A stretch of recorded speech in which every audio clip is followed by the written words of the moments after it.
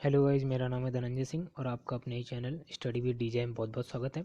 आज के वीडियो में हम पॉलिटी सीरीज का चौथा पार्ट कवर करेंगे।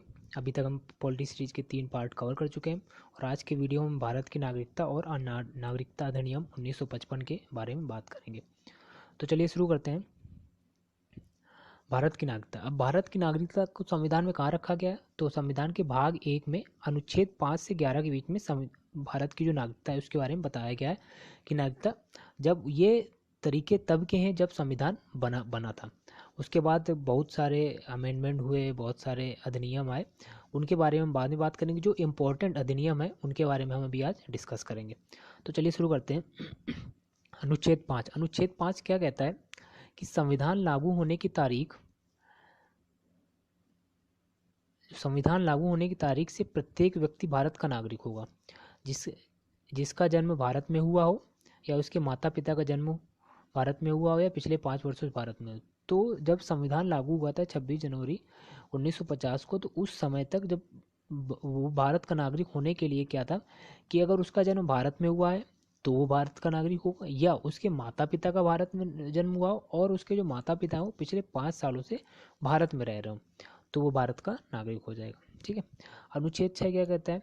अनुच्छेद 6 कहता है यदि कोई व्यक्ति पाकिस्तान से अपना निवास छोड़कर आ जाता है, जैसे वहाँ से काफ़ी लोग पाकिस्तान से छोड़कर भारत में आ गए थे जब भारत पाकिस्तान का विभाजन हुआ था, तो जब कोई व्यक्ति पाकिस्तान से अपना निवास छोड़कर भारत आ जाता है तो उसे भारत का नागरिक समझा जाएगा। ठीक है।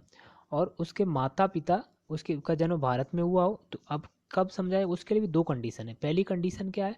यदि उसके माता पिता का जन्म भारत में हुआ हो या वह 19 जुलाई 1948 के पहले भारत में आ गए हो, तभी अगर कोई पाकिस्तान से भारत में आता था तो उसको 2 ही कंडीशन पे उसको नागरिकता दी जाती थी। पहली कंडीशन थी यदि उसके माता पिता का जन्म भारत में हुआ हो, यदि उसके माता पिता भारत में जन्मे हो या 19 जुलाई 1948 से पहले वो भारत में आ गया हो। ये क्या कहते हैं? अनुच्छेद 6 के बारे में। अनुच्छेद 6 वो क्या कहते हैं? जो पाकिस्तान से छोड़कर लोग आए उनके बारे में है अनुच्छेद 6।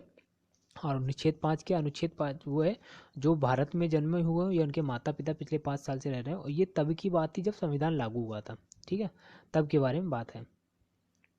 तो अगला है अनुच्छेद 7 क्या कहता है? यदि कोई व्यक्ति भारत में 1 मार्च 1947 के बाद पाकिस्तान चला गया तो उसकी नागरिकता नहीं मानी जाएगी। जैसे जब विभाजन हुआ था भारत का, तो बहुत लोग भारत के जो थे वो पाकिस्तान में चले गए, जिनको पाकिस्तान में रहना था, तो वो जाने के बाद उनकी नागरिकता ख़त्म की गई थी। तो वही चीज़ इसमें बताई गई कि जो लोग भारत छोड़कर पाकिस्तान चले गए थे 1 मार्च 1947 के बाद में, तो उनकी नागरिकता ख़त्म हो जाएगी। तो उनकी नागरिकता अपने आप ही स्वतः समाप्त हो जाएगी। ठीक है। तो पहला, छठा और सातवां क्या है? नागरिकता किसके बारे में? जो पाकिस्तान से छोड़कर आए हैं या पाकिस्तान छोड़कर गए हैं। ठीक है। अब अनुच्छेद 8 क्या कहता है?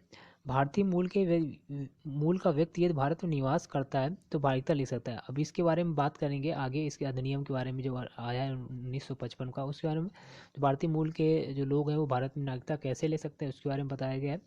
लेकिन अब उसके पहले जब संविधान बना था तो उसमें बता दिया गया था जो भारतीय मूल के लोग हैं वो अगर भारत की नागरिकता लेना चाहते हैं तो ले सकते हैं, लेकिन उसके पहले है कि भारत में उनका निवास होना चाहिए, कि भारत में निवास कर रहे हों और भारतीय मूल के लोग हों तो वो भारत की नागरिकता ले सकते हैं।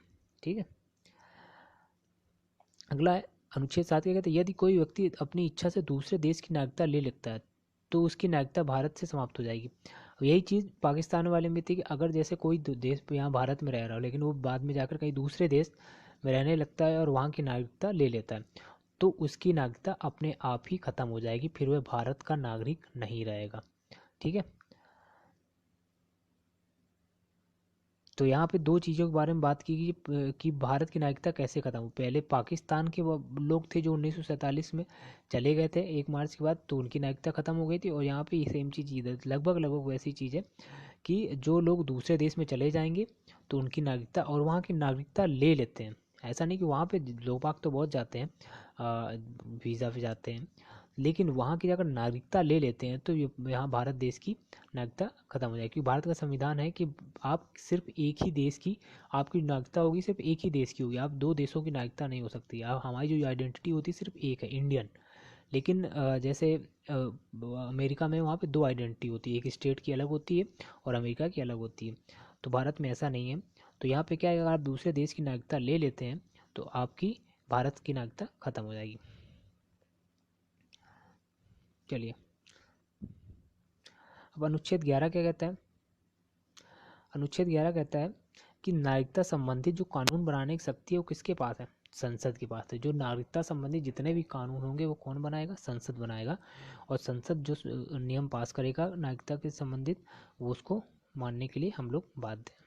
ठीक है, तो ये थे अनुच्छेद 5 से 11 के बारे में जो लिखे हुए हैं, अनुच्छेद संविधान में लिखे हुए हैं। ठीक है, अब इसमें सिर्फ ये बताया गया है कि जब भारत आज़ाद हुआ था तब उस समय के तरीके बताए गए थे कि कैसे कैसे लोगों की नागरिकता मिलेगी, और उस समय के लोगों के बारे में था। लेकिन उसके बाद ही बहुत सारे चेंजेस हुए, तो एक अधिनियम आया था, अधिनियम 1955 आया था, नागरिकता अधिनियम 1955।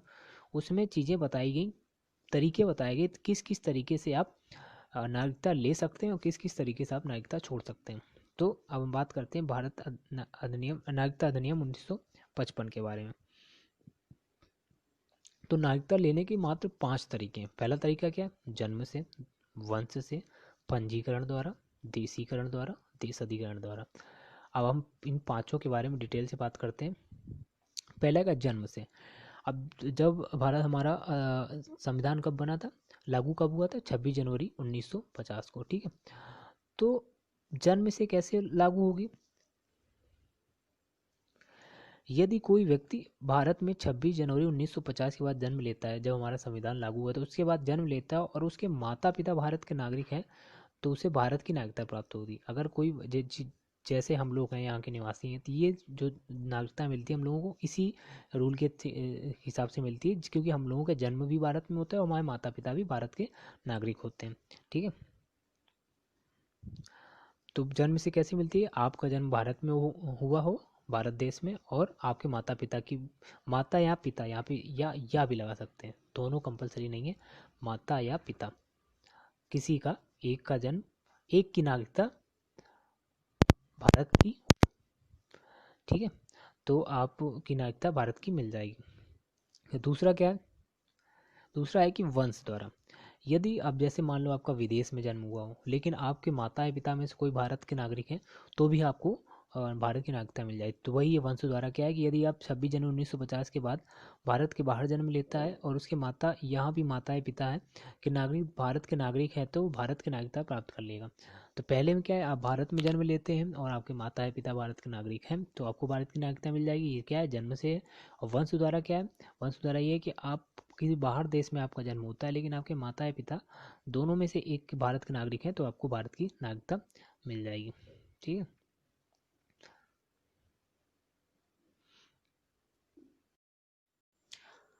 अगला है पंजीकरण द्वारा। पंजीकरण द्वारा मतलब रजिस्ट्रेशन द्वारा जो भारतीय मूल के लोग हैं वो पंजीकरण द्वारा भारत की नागरिकता प्राप्त कर सकते हैं। तो उसके लिए उनके लिए नियम है कि वो 7 साल तक भारत का निवास होना चाहिए। 7 साल में वो उनका जो आखिरी का 1 साल होगा, मतलब जो वो 7 साल 6 साल तो वो नॉर्मल निवास होना चाहिए, लेकिन जब 6 साल पूरे हो जाएंगे तब उनको रजिस्ट्रेशन कराना हो। तो रजिस्ट्रेशन कराने के बाद उनको 12 महीने का, 12 महीने तक लगातार, 12 महीने तक लगातार निवास होना चाहिए। लगातार होगा निवास, तो उसके बाद उनको भारत की नागरिकता मिल जाएगी। सेम चीज़ लागू होती है यदि कोई व्यक्ति भारत के नागरिक से शादी कर लेता है। अगर वो भारत के नागरिक से शादी कर लेता है तो वहाँ भी सेम चीज़ लागू होगी कि वो 7 साल बाद उसको वहाँ की नागरिकता मिल जाएगी। उसमें से 6 साल उसका साधारण निवास होना चाहिए और रजिस्ट्रेशन करने के बाद उसको 12 महीने लगातार निवास होना चाहिए। ठीक है, अब देशीकरण द्वारा। देशीकरण द्वारा क्या है? अब देशीकरण द्वारा कैसे नागरिकता प्राप्त की जाती है? देशीकरण द्वारा है विदेशों के लिए। अब जो चीज़ भारतीय मूल के लोगों के लिए 7 साल थी, वही जो विदेशी लोग थे उनके लिए 12 साल, सॉरी 14 साल कर दी। जिस 14 साल में 12 साल तो उनका था कि नॉर्मल निवास होना चाहिए, लेकिन 12 साल के बाद उनको जब रजिस्ट्रेशन कराएंगे उसके बाद 12 महीने उनको लगातार होना चाहिए। जो आखिरी 2 साल होना है उसमें से कम 12 महीने उनको लगातार रजिस्ट्रेशन के बाद भारत में निवास होना चाहिए। 12 महीने।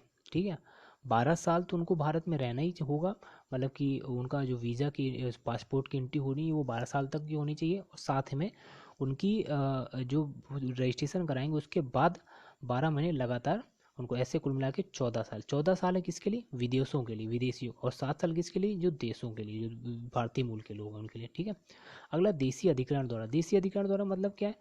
मतलब भारत किसी दूसरे देश की भूभाग को कब्जा कर लेता तो जो वहाँ के लोग हैं वो भारत के निवासी हो जाएंगे अपने आप से, उनको भारत की नागरिकता मिल जाएगी। या भारत किसी दूसरे पड़ोसी देश से सहमति से जो वहाँ के बॉर्डर है, वहाँ के कुछ गांव या कुछ जिले अपने हिस्से में मिला लेता है, तो वो लोग भी भारत की नागरिकता दे जाएगी उन लोगों को। ठीक है, अभी तो हमने ये 5 तरीकों की बात की कि भारत के लोगों को किस तरीके से नागरिकता मिलती है, या जो विदेशी हैं उनको भारत की नागरिकता किस तरीके से मिलती है, जो भारतीय मूल के लोग हैं उनको भारत की नागरिकता कैसे मिलती है। अब बात करते हैं कि भारत की नागरिकता किस तरीके से छोड़ी जा सकती है या किस तरीके से ख़त्म हो सकती है।